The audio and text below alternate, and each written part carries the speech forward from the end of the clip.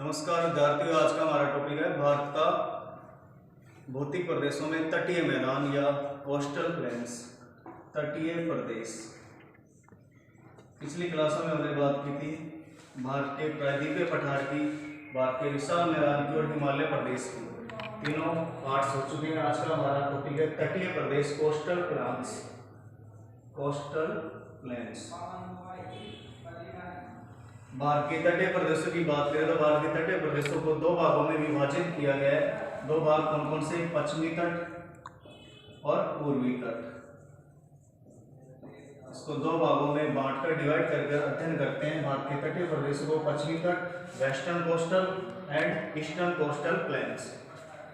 अब हम बात कर लेते हैं पश्चिमी तट की। सबसे पहले तो भारत के पश्चिमी तट को चार भागों में विभाजित किया जाता है। भारत का जो पश्चिमी तट है उसमें अवतलन और उत्थान की प्रक्रिया होती है। जो उत्तरी भाग है वहां पर अवतलन की प्रक्रिया होती है, जो मालाबार का तट है वहां पर उत्थान की प्रक्रिया होती है। तो भारत की जो पश्चिमी तट है उसको चार भागों में, चार तटों में विभाजित किया गया है। वो चार तट कौन कौन से हैं? तो सबसे पहले हम बात करें तो कच्छ से लेकर, कच्छ के रण से लेकर, या कह सकते हैं सूरत से लेकर और मुंबई के मध्य, कच्छ से लेकर मुंबई के मध्य में भारत का सबसे बड़ा तट है जिसका नाम है काठियावाड़ तट। काठियावाड़ तट। इसी काठियावाड़ तट का नाम है दूसरा गुजरात तट। इसी का एक अन्य नाम है जिसको बोलते हैं सौराष्ट्र तट। तो भारत का सबसे बड़ा तट है यहाँ पर काठियावाड़ तट, इसी का नाम है गुजरात तट, इसी को क्या बोलते हैं? सौराष्ट्र तट, जो भारत का सबसे बड़ा तट माना जाता है। वैसे भारत का सबसे बड़े तट की बात करी जाए तो सबसे बड़ा तट है यहाँ पर अंडमान निकोबार तट, लेकिन मुख्य भूमि का सबसे बड़ा तट माना जाता है काठियावाड़ तट या सौराष्ट्र तट, या इसको क्या बोलते हैं? गुजरात तट। कहां से कहां तक है? तो कच्छ से लेकर मुंबई के मध्य स्थित है। यहाँ पर प्रमुख जो बंदरगाह माना जाता है वो है कांडला। कांडला बंदरगाह राजस्थान के सबसे नजदीक स्थित बंदरगाह कौन सा है? कांडला बंदरगाह। कांडला बंदरगाह का वर्तमान में नाम चेंज कर दिया गया है, जिसका नाम हो गया पंडित दीनदयाल उपाध्याय बंदरगाह। पंडित दीनदयाल उपाध्याय बंदरगाह है कांडला बंदरगाह का नया नाम है। राजस्थान के सर्वाधिक नजदीक स्थित आपको बंदरगाह पूछ ले तो कौन सा है? कांडला बंदरगाह। नया नाम क्या हो गया? पंडित दीनदयाल बंदरगाह। उसके बाद यहाँ पर एक बंदरगाह है नहावा सोवा बंदरगाह। नहावा सोवा बंदरगाह जो मुंबई में स्थित है, महाराष्ट्र में स्थित है। इसके बाद स्थित है मुंबई बंदरगाह। भारत का सबसे प्राचीन बंदरगाह है मुंबई बंदरगाह, और ये सालसेट द्वीप पर स्थित है। मुंबई जो बंदरगाह है सालसेट द्वीप पर स्थित है। मुंबई शहर है वो 7 द्वीपों पर बसा हुआ है, जिसमें मुख्य द्वीप है सालसेट द्वीप। तो सालसेट द्वीप पर स्थित है मुंबई। तो भारत का पहला तट पश्चिम का कौन सा है? काठियावाड़ तट। नाम क्या है? सौराष्ट्र तट या गुजरात तट। प्रमुख बंदरगाह कौन सा है? कांडला। कांडला का नाम है दीनदयाल उपाध्याय। उसके बाद मुंबई से लेकर और गोवा के बीच, मुंबई से लेकर गोवा के बीच में जो तट है उस तट को बोलते हैं गोवा तट, या इसी का बोलते हैं कोंकण तट। भारत का सबसे छोटा तट कौन सा है? तो कोंकण या गोवा तट। इस तट के बीच में स्थित है बंदरगाह जिसका नाम है मार्मू गोवा बंदरगाह। कौन सा बंदरगाह है? मार्मू गोवा बंदरगाह, जो मुंबई और गोवा के बीच में स्थित है। मार्मू गोवा बंदरगाह गोवा में स्थित है। नाम है कोंकण तट। भारत का सबसे छोटा तट कौन सा माना जाता है? गोवा या कोंकण तट। इसके बाद गोवा और मार्मू गोवा। मार्मू गोवा, गोवा के बाद है मैंगलुरु। मैंगलुरु कहाँ है? कर्नाटक। तो गोवा और मैंगलुरु के मध्य एक बंदरगाह है जिसका नाम है कर्नाटक तट, जैसी को बोलते हैं कन्नड़ तट। ये पश्चिमी तट का तीसरा भाग है।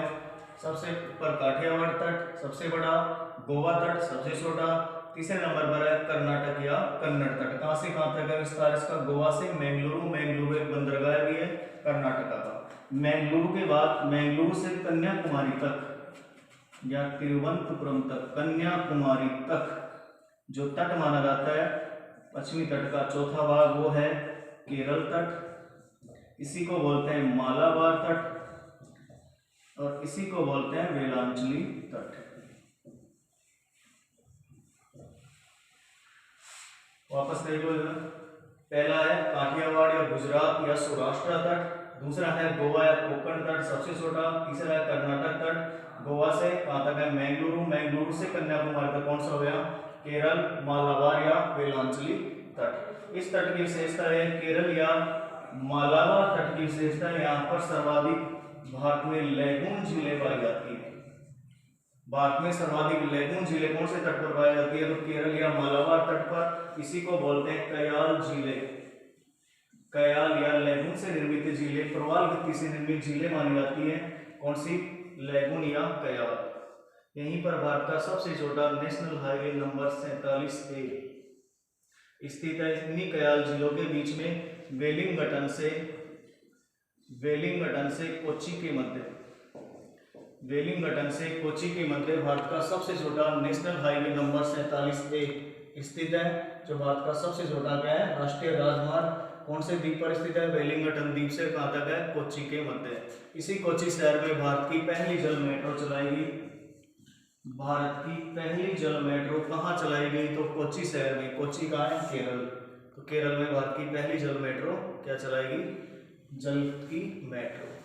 इसके बाद हम बात करें पूर्वी तट की, तो पूर्वी तट को 3 तटों में विभाजित किया गया, कौन कौन से हैं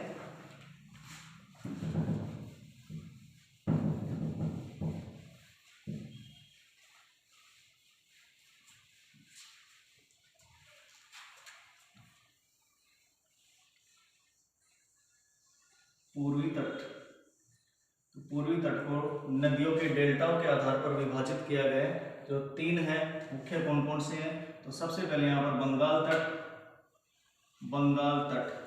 बंगाल तट में सर्वाधिक मैंग्रोव वनस्पति पाई जाती है। इसके बाद जो तट है प्रमुख 3 तट पाए जाते हैं यहाँ पर, पहला है यहाँ पर महानदी का डेल्टा, महानदी के डेल्टा से लेकर और गोदावरी नदी के डेल्टा तक, महानदी के डेल्टा से लेकर गोदावरी नदी के डेल्टा तक जो विस्तृत तट है उसका नाम है उत्तरी सरकार तट, उत्तरी सरकार तट या इसी को बोलते हैं उत्कल तट या इसी को बोलते हैं ओडिशा का तट। महानदी के डेल्टा से लेकर गोदावरी नदी के डेल्टा तक जो तट विस्तृत है उसका नाम है उत्तरी सरकार तट, इसी को बोलते हैं उत्कल तट, इसी का नाम है ओडिशा तट। इसी तट पर जो बंदरगाह है प्रमुख वो है कोलकाता बंदरगाह है, कोलकाता बंदरगाह, और दूसरा जो बंदरगाह है वो है यहाँ पर पारादीप, पारादीप का है ओडिशा। 2 बंदरगाह प्रमुख है इस तट पर, कोलकाता बंदरगाह पश्चिमी बंगाल, पारादीप ओडिशा। उसके बाद गोदावरी नदी के डेल्टा से लेकर कृष्णा नदी के डेल्टा तक, कृष्णा नदी के डेल्टा तक जो तट विस्तृत है उसको कहते हैं काकीनाडा तट या उसी का नाम है आंध्र तट।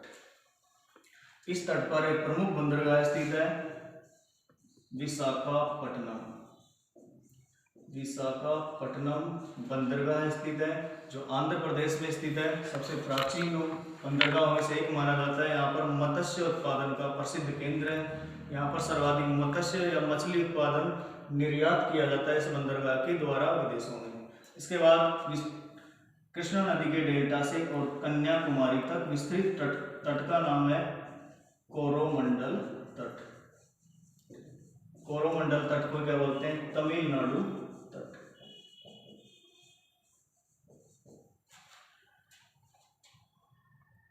कोरोमंडल या तमिलनाडु तट की विशेषता है लौटता हुआ मानसून।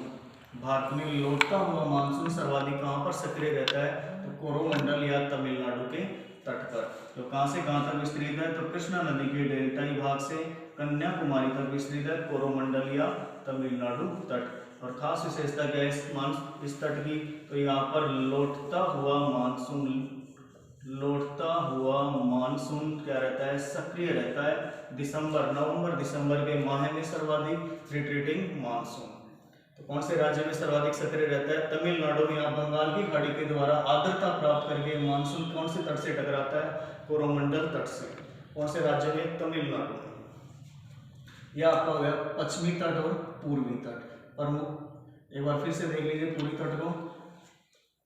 महानदी के डेल्टा से लेकर गोदावरी नदी के डेल्टा के मध्य का जो भाग है उसको बोलते हैं उत्तरी सरकार तट, उत्कल तट या ओडिशा तट। यहाँ पर प्रमुख जो बंदरगाह है वह है कोलकाता, पारादीप। इससे ऊपर का जो तट है वो कहलाता है बंगाल तट, जहाँ मैंग्रोव वनस्पति पाई जाती है, सुंदर वन पाए जाते हैं, डेल्टा पाया जाता है यहाँ पर। इसके बाद गोदावरी नदी से लेकर कृष्णा नदी के बीच में जो तट पाया जाता है उसको क्या बोलते हैं, काकीनाडा या आंध्र तट। यहाँ पर कौन सा बंदरगाह है, विशाखापट्टनम।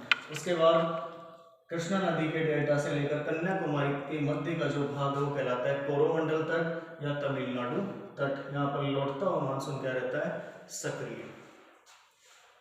आज के लिए इतना ही।